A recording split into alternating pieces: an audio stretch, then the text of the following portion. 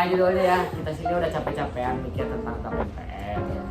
Nah, sebelumnya kan di sini saya sebagai host nih, main dulu ya. Nama saya Kertas. Dari yang paling kanan deh, terus kalian. Ya, kamu dulu deh. Nama aku Malika. Aku Ami Aisyah. Aku Jacinda. Aku Ardi. Nah, ya karena kita di sini cuma berempat, berlima. Sebenarnya berenam gitu. Cuman Oh iya, dikarenakan teman kita ada yang tidak bisa hadir, nanti berarti dia disuruh bikin video aja lah ya. benar. Kayak gini. Nah, berhubung karena di sini kita bentukannya adalah podcast, kita sekalian sharing nih tentang ilmu-ilmu yang telah kita dapatkan selama tadi kita mencari materi ya, dimulai dari mungkin apa ya, tahapan dulu kali ya, tahapan tentang MPR. Jadi dari yang aku tahu nih, jadi pada masa sebelum Undang-Undang Dasar itu 1945 itu diamandemen. Jadi proses pembentukan TAP MPR itu ada 4 tahap. Nah, yang pertama itu adalah pembahasan oleh Badan Pekerja Majelis. Yang kedua itu adalah pembahasan oleh rapat paripurna majelis. Yang ketiga itu adalah pembahasan oleh komite atau komisi atau panitia ad hoc majelis. Dan yang terakhir itu adalah pengambilan keputusan oleh sama yang tadi rapat paripurna majelis. Nah, terus tahapan ini tuh diatur dalam pasal 99 dan pasal 100 TAP MPR. Oke, berarti ini mungkin ada yang sedikit dibahas tentang ini. Jadi kayak pembuatan TAP MPR itu ada 4 tahap gitu ya. Ada 4 tahap. Bertahap Itu ya. yang aku tahu ya. Oke. Kalau misalnya 4 tahap itu tadi berarti secara garis besar nih, kalau di garis besar itu jadi apa aja? Tadi itu tahapan yang pertama yang tadi apa dulu? Dari pembahasan oleh Badan Pekerja Majelis. Ya, pembahasan yang pertama itu yang kedua. Terus yang kedua tuh dibahas lagi sama rapat paripurna majelis. Yang ketiganya tadi. Yang ketiga tuh adalah pembahasan oleh komisi atau panitia ad hoc majelis. Yang terakhir berarti Pengambilan keputusan sama rapat paripurna majelis lagi gitu. ada 4 ya guys. Nah, karena mungkin kan tahapan tuh ada 4 ya. Setelah tahapan itu biasanya kita ngapain sih kalau misalnya gitu? Buat produk dulu atau masukin muatan dulu nih? Muatan Muatan dulu ya. sebelum jadi produk. Oke, mungkin muatan silakan dulu. Oke, Oke. jadi dalam yang aku baca nih dalam jurnal Unisa itu tuh tentang materi muatan TAP MPR ini tuh dibagi menjadi 3. Ada orde lama, ada orde baru, sama masa reformasi. Nah, aku mau ngejelasin dulu yang orde lama. Jadi orde lama itu ada 2 periode. Kalau periode pertama itu tahun 1960 sampai 1966. Itu tuh membahas tentang kayak penegasan ulang pidato Soekarno, Presiden Soekarno pada masa itu. Terus kalau yang periode kedua tuh tahun 1966 sampai 1972. Itu tuh tentang kekecewaan penduduk atau kayak masyarakat gitu terhadap kinerja Presiden Soekarno, dan puncaknya tuh dicabutnya kekuasaan Presiden Soekarno gitu. Terus yang kalau pas orde baru dia tuh ada 4. Yang pertama tuh kalau nggak salah tentang tata tertib MPR, kemudian yang kedua adalah pengangkatan presiden dan wakil presiden, kemudian yang ketiga tuh GBHN, tentang GBHN tuh kalau nggak salah apa ya, garis besar haluan negara. Nah, kemudian yang terakhir tuh tentang apa ya, lupa lagi. Yang reformasi yang mana tuh? Habis kan itu ada baru, ada lama. Ini orde baru. Oh, ini yang ketentuan MPR-nya tuh nggak sesuai dengan UUD, yaitu tentang referendum. Oh, Iya. Kamu tahu nggak sih apa lagi? Ada 3. Era reformasi. Oh, Oke, lainnya reformasi nih. Ini nih yang sekali. Jadi di awal reformasi itu menghilangkan bayang-bayang orde baru dengan mencabut ketetapan MPR tentang Eka Prasetya Pancakarsa atau P4, yaitu pedoman, penghayatan, dan pengalaman Pancasila. Lalu yang kedua ada reformasi, dibagi menjadi 2. Yang pertama mengadakan pembatasan kekuasaan eksekutif, dan yang kedua pemberdayaan lembaga-lembaga negara lain. Jadi secara garis besarnya kalau misalnya untuk muatan itu berarti ya dibagi 3 zaman ya berarti. Iya, Ada betul.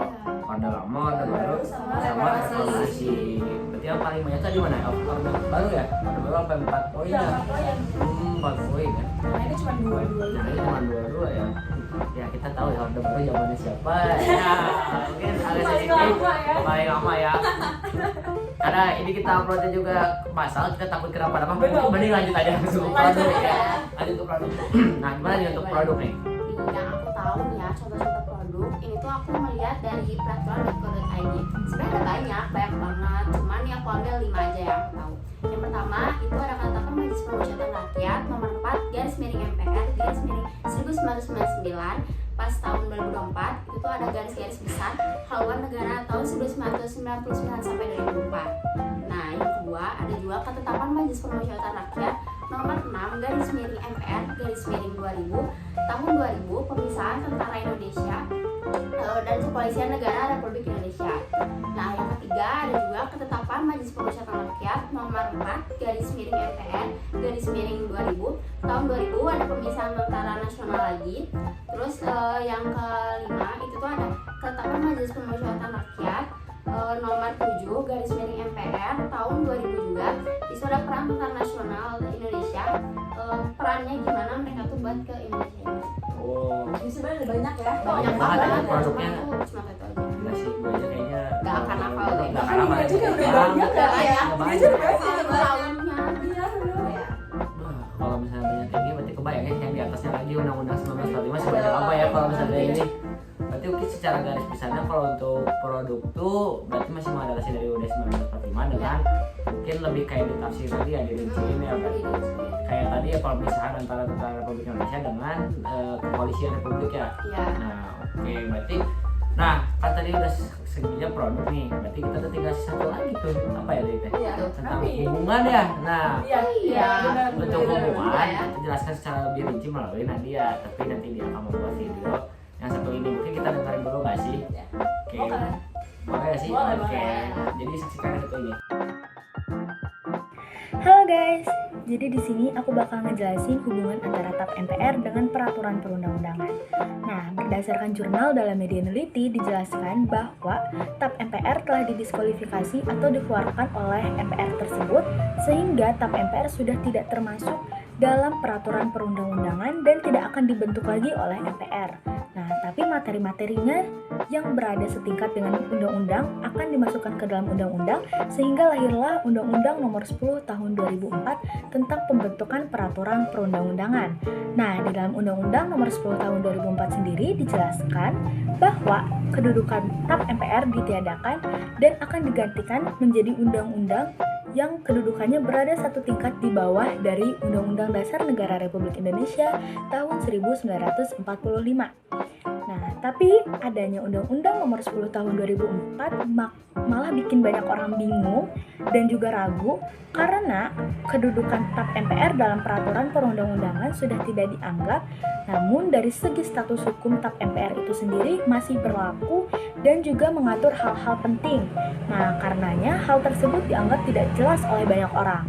Nah, untuk mengakomodir permasalahan tersebut, pemerintah mengeluarkan Undang-Undang Nomor 12 Tahun 2011 tentang pembentukan peraturan perundang-undangan sebagai pengganti dari Undang-Undang Nomor 10 Tahun 2004 yang dinilai banyak kekurangan oleh banyak orang.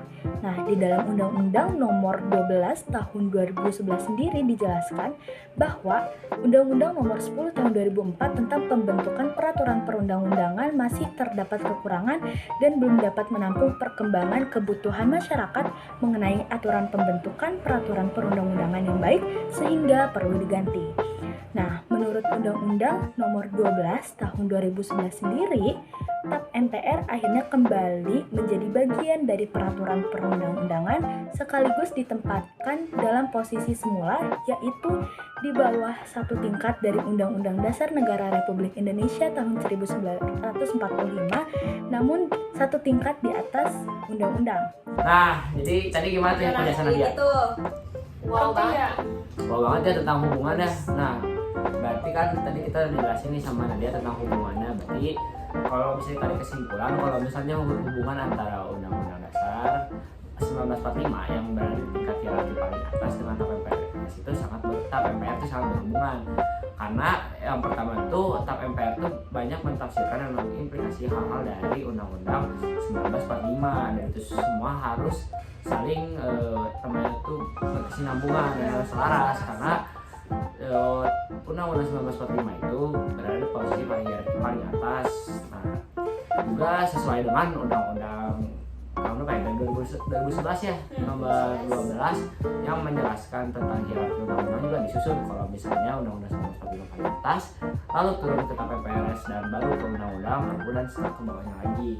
Nah sebenarnya untuk tap MPR ini sendiri adalah sebagai suatu hukum yang maksudnya itu masih sampai sekarang masih ada, cuma sebagai bentuk produknya doang. Tapi sesuai yang tadi saya baca di Mahkamah Konstitusi RI di websitenya, kalau misalnya tap MPR ini udah ya bisa tap MPR ini udah nggak bisa dibeli sama MPR lagi, tapi masih sebagai produk hukum yang sah. Jadi gitu teman-teman.